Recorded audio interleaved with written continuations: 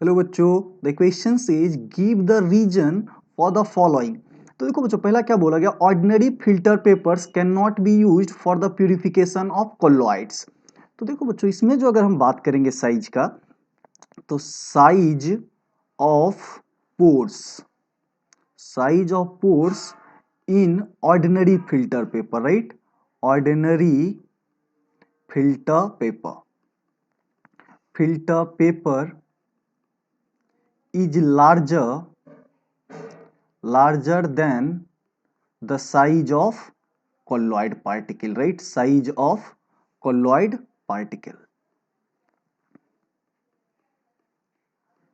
तो बच्चों क्या होता है कि कोलॉइड का पार्टिकल रेंज बताया आपको 1 नैनोमीटर टू क्या होता है 100 नैनोमीटर के बीच में होता है, राइट, 100 नैनोमीटर। आप इसे बोल सकते हो 10 एंगस्ट्रम से 1000 एंगस्ट्रम के बीच में, जबकि जो पोर का साइज होता है ऑर्डिनरी फिल्टर पेपर में ये 1000 एंगस्ट्रम से ज्यादा होता है, 100 नैनोमीटर से ज्यादा होता है, तो इसलिए फिल्टर नहीं कर पाते, राइट। सिमिलरली जो बी में आपको क्वेश्चन पूछा गया है वो क्या बोला गया, bleeding from a fresh cut can be stopped by applying alum. तो देखो यहां पे क्या करता है, alum, alum produces static action causing coagulation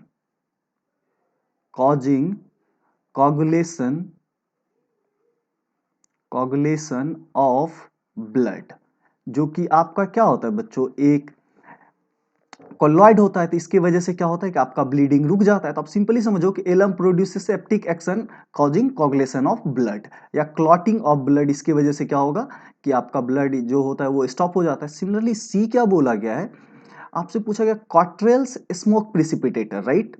तो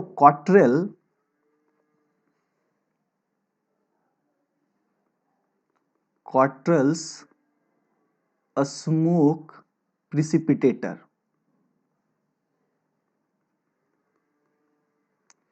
इज अ डिवाइस, ये एक ऐसा डिवाइस है यूज्ड टू सेपरेट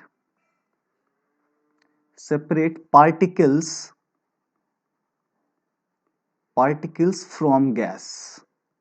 तो कोई भी जो गैसियस सब्सटेंस होता है उसे पार्टिकल्स को सेपरेट करने के लिए यूज करते हैं। तो आपको पता है कि प्रिसिपिटेटर कहाँ यूज होगा, mouth of the chimney in a factory.